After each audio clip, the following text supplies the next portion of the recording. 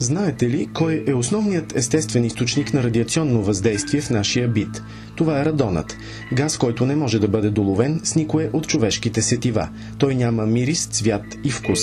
Радонът би могъл да бъде във всяка сграда, стара или нова, с и без основи. Излиза от почвата, скалите и водите, като продукт от разпадането на урана. Той се придвижва лесно от земните недра до повърхностните земни слоеве и без проблем би могъл да попадне в дома ни. Изследванията на учените показват, че облъчването от радона е втората по важност причина за възникване на рак на белия дроб след тютюнопушенето. За съжаление, при непушачите радонът е дори първа причина. Как този опасен и невидим газ влиза в дома ни? През канали, кухини във вътрешни стени, комуникационни тръби, както и през пукнатини в пода на жилището.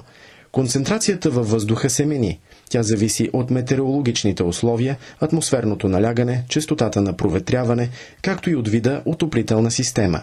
През зимата постъпването на радон е около 4 пъти по-интензивно, отколкото през лятото.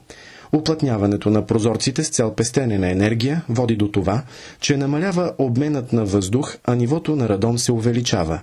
Концентрацията е различна не само през сезоните, но и в рамките на едно денонощие.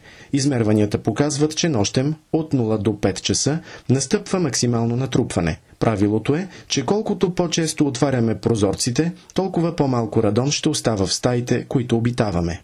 Как радонът причинява рак на белия дроб? Радонът е благороден газ и не взаимодейства с други вещества. Неговите дъщерни продукти, образувани при разпадането му, полепват по различни повърхности, дори по микроскопичните прашинки, които вдишваме.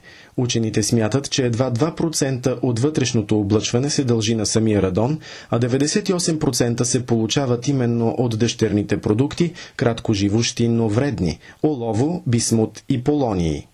Вдишването на въздух, съдържащ високи нива на радон за дълъг период от време, може да повиши риска от развитие на рак. Делът на заболелите от рак на белия дроб, според Световната здравна организация, свързан с облъчване от радон, е приблизително между 3 до 14% в зависимост от концентрацията. Истината е, че в нашето съвремие модернизацията, компютрите и цялостния процес на производство водят все повече до живот на закрито. Съвременният човек прекарва около 80% от времето си вкъщи и в офиса и едва 20% на открито. Рискът за здравето се увеличава многократно при комбинирано въздействие на тютюнопушенето с облъчване от радон. Съчетаването на двата фактора увеличава около 16 пъти риска за рак на белия дроб. Как да се предпазим?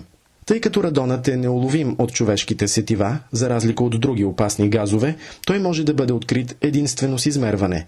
Неговата концентрация в жилищата се измерва с детектори. Ако тестът се проведе правилно, може да се определи дали са нужни по-нататъчни действия с цел опазване на здравето. Има два основни начина за измерване.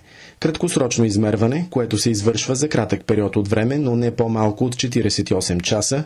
Дългосрочно измерване провежда се от 3 месеца до 1 година и показва средното ниво на радона за продължителен период. Запомнете, че резултатите от теста на съседите не могат да ви покажат дали ситуацията е същата и във вашия дом. Ако тестът с детектор покаже, че в дома ви концентрацията на радон е над допустимите норми, има сравнително лесни технически мерки за неговото намаляване. Мерките се проектират така, че или да се предотврати навлизането на радон 222 от почвата в сградата, или да се отстрани той, като се подобри вътрешната вентилация.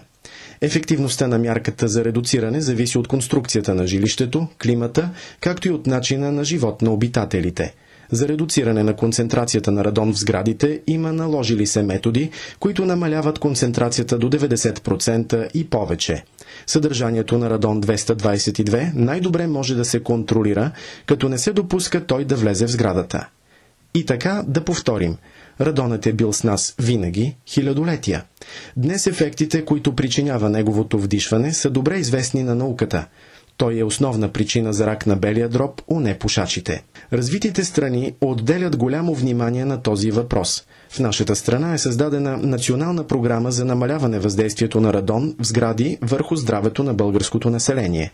Месец януари е обявен за месец за измерване на радон с подкрепата на Световната здравна организация. Радонът създава здравен проблем, който може да бъде решен. Предприемете правилните действия. Важно е да запомним правилото на 3 ота. Определи концентрацията в своя дом, отстрани високите нива на радон, опази своето здраве и здравето на семейството си.